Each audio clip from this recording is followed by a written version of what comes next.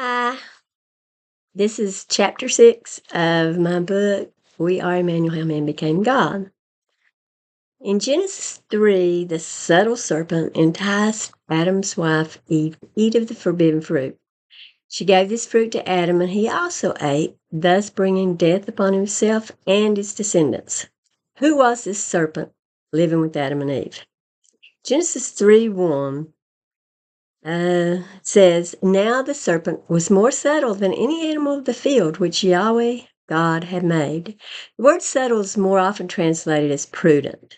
In fact, this is the only place where the word in English is translated as subtle, although it's translated as crafty a couple of times. The serpent hit Adam where he was the weakest. He approached Eve, who was capable of being deceived. The man, Adam, Christ, couldn't be deceived. Although tempted, Christ never succumbed to the sin until he took it upon himself to save his brother/wife. Who is the serpent? Various ideas have been put forth. Some think he was a literal serpent or a human inhabitant of the garden. Others say it was the devil or a fallen angel named Satan or Lucifer. Of course, Lucifer means light bearer, shining one, or morning star, which some suggest that Satan or the serpent was an allegory for a carnal nature. Revelation 22 calls the serpent the dragon, the devil, the adversary. According to Rabbi Ben Zion Kravitz, unlike Christianity, Jewish scriptures do not teach that Satan is a fallen and rebellious angel. Contrary to Christianity's viewpoint, which is similar to the one inherent in Greek mythology, Judaism does not regard Satan as a separate force that exists to oppose God. Now, other than Yahweh, the Bible presents no spiritual being, whether it be demigod or demon, that creates evil in the world. Isaiah 45:6-7 says, There is none besides me. I am Yahweh, and there is no one else. I form the light and create darkness. I make peace and create evil. I am Yahweh who does all these things. The word serpent is definitely used allegorically in the Bible. Genesis 49:17 states that Dan shall be a serpent by the way, an adder in the path that biteth the horse heels, so that his rider shall fall backward. Ward Finley wrote, Is it possible that the serpent represented the spirit in those of the flesh, the actual nationality of those to whom God had given law and their works under law, and that spirit tempted Adam and Eve, the everlasting covenantal people of God, to trust in self-righteousness? Also remember what God called the Jews, serpents and offspring of vipers. I'm continuing to quote here. Christ even went so far as to say that they would do the lusts of their father, the adversary. Jesus immediately described that lust as murder. How is it murder? The adversary deceived Adam and Eve through false teaching, and thus they were slain. Continuing to quote, regarding lust, James said that wars come from lust. He also stated that friendship with the world was enmity with God. This was the sin of Adam and Eve. It was that relationship with the world that cost them life. But James urged his readers to resist the devil and cling to God. Tying this together with the tree of knowledge of good and evil and the lusts of the flesh, and the fact that the lust of the world was at that time disappearing, at that time when James was writing, it is easy to understand that it was most likely simple lust and not a supernatural being that convinced Eve to eat. Man is his own worst enemy. His carnal nature is his undoing. The Apostle Paul spoke of this inward struggle. That's the end of that quote. Duncan Hester supports Finley's view. He wrote, It seems we're ever seeking for a fresh way to externally define the enemy, Satan, and yet always missing the crucial, quintessential issue, human sin and self-deception. End quote. Anybody, even a god, can be a Satan. In 2 Samuel 24:1, Yahweh was angry with David and moved him to number Israel and Judah, which was something Yahweh really didn't want him to do. But in 1 Chronicles 21:1, the Bible says Satan stood against Israel and provoked David to number the people. Thus Yahweh was Satan, or an adversary. Sarah deceived herself into believing that it was judicious to have Abraham bear a child with Hagar. Remember in Galatians 4 from the previous chapter, regarding Paul's explanation of the son of Hagar and the son of Isaac, it can easily be seen that the major biblical battle that eventually took place regarding the sin was indeed between Ishmael and Isaac, the unfaithful and the faithful of the New Testament. Isaac's seed would win the war, and the seed of the serpent, who was represented by Hagar, would be crushed by the seed of Sarah. Satan deceived Sarah into believing that she could achieve her goals apart from Yahweh. It was her destiny to bear a child, but it was to be Yahweh's way and by his power, not hers. Ishmael was a son through works, and he could not be the promised seed. The true son had to come through the seed of promise by faith, not works. The New Testament presents Satan as tempting Jesus in exactly the same way. He showed Jesus all the kingdoms that Jesus could eventually rule over by allowing Yahweh to work it out. Jesus could have been like Sarah and taken Satan up on his offer, but he didn't. He chose to wait and let Yahweh's plan unfold in Yahweh's own time and in his own way. Again, Abraham was the father of both Ishmael and Isaac, hence symbolizing both good and evil and representing both the God and the devil. Good and evil reign in every heart. But this is no surprise since Adam was both the one who brought sin into the world and the one who took it away. If Sarah's seed, Isaac, could be called Hagar's seed, Ishmael, in the latter days, it stands to reason that even though Ishmael was Abraham's natural seed here, he was in fact the seed of the devil since he was not the seed of promise. The same was true for Cain. He was Adam's son, but he was not the seed of promise and had been driven from the face of the earth.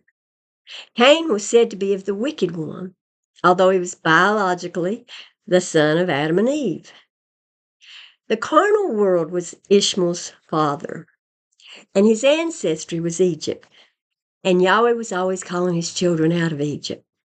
Just as Moses went down and told Pharaoh that he would kill his firstborn if he didn't let Yahweh's firstborn son come out of Egypt to worship him, Paul said, "Now we, brethren, as Isaac was, are the children of promise," meaning that the unbelieving Jews of his day were at that point considered children of Hagar and of Egypt and were to be cast off or killed. They were the firstborn of Egypt who would die. By the end of the book, the Jews had become the children of the synagogue of Satan, the Egypt that had to be destroyed, according to Revelation 2:9 and 3:9.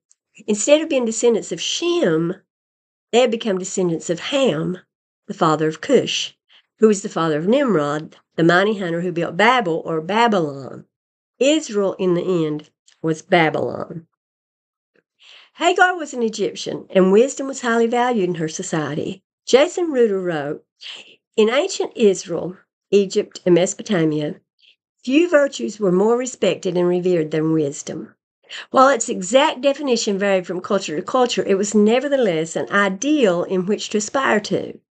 And those possessing it exhibited either artistic skill, administrative talent, craftiness, powers of divination or sorcery, intelligence, or obedience to God. The greatest distinction then between the wisdom literature of the Near East and of Israel is that Yahweh is inextricably intertwined within all aspects of the Bible's wisdom books. There does exist a spiritual element within Egyptian and Babylonian wisdom texts, but rarely do we see the very personal, very involved hand of divinity present throughout these texts." End quote. Dr. Peter Enns noted, additionally, snakes were associated with wisdom in Egyptian religions, which may also parallel the biblical story. Gaining knowledge of good and evil is a goal of wisdom for the Israelites, but it has to be gained God's way. Hence, the injunction in Proverbs that the fear of the Lord is the beginning of wisdom.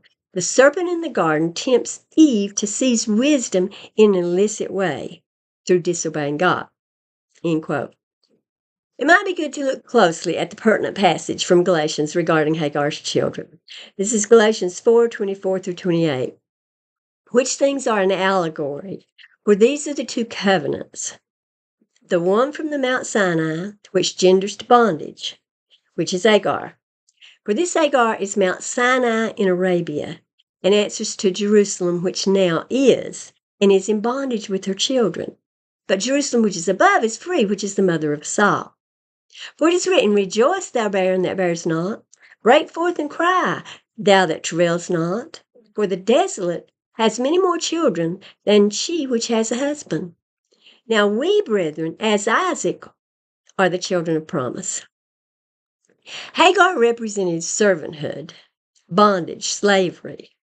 In fact, she represented national Israel at this point and the bondage of the law of Moses or law of works.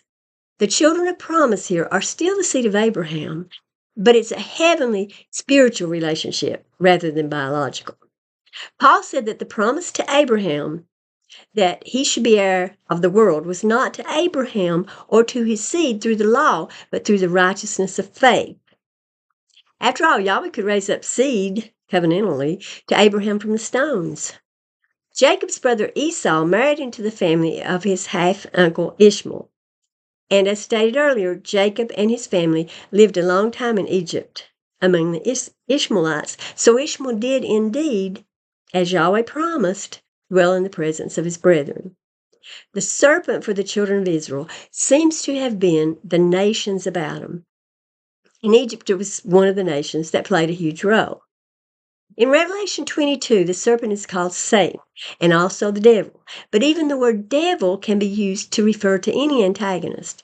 Hagar, Egypt, was not, as has been mentioned, the only serpent in the Bible. Jesus said to Simon Peter, get thee behind me, Satan. As Dr. Jeffrey Vaughn wrote, each generation has a new serpent. The word Satanas means an adversary, and any person who opposes another in purpose or act is a Satan. The word devil was used by Jesus to refer to Judas Iscariot. That word is diabolos, and actually means prone to slander or false accuser. The serpent that beguiled Eve was cursed to eat dust. According to Francis Gregory Phoebus, the point was not that an animal called a serpent would, from that point on, feast on dirt. Instead, dust, as this paper has shown, represented the low estate to which the serpent had fallen. Just as Adam had been raised from the dust as a princely being, the serpent who beguiled Eve was eventually consigned to the dust forever. Isaiah 65:25 says, The wolf and the lamb shall feed together, and the lion shall eat straw like the ox, and dust shall be the serpent's food. They shall not hurt nor destroy in all my holy mountain, says Yahweh.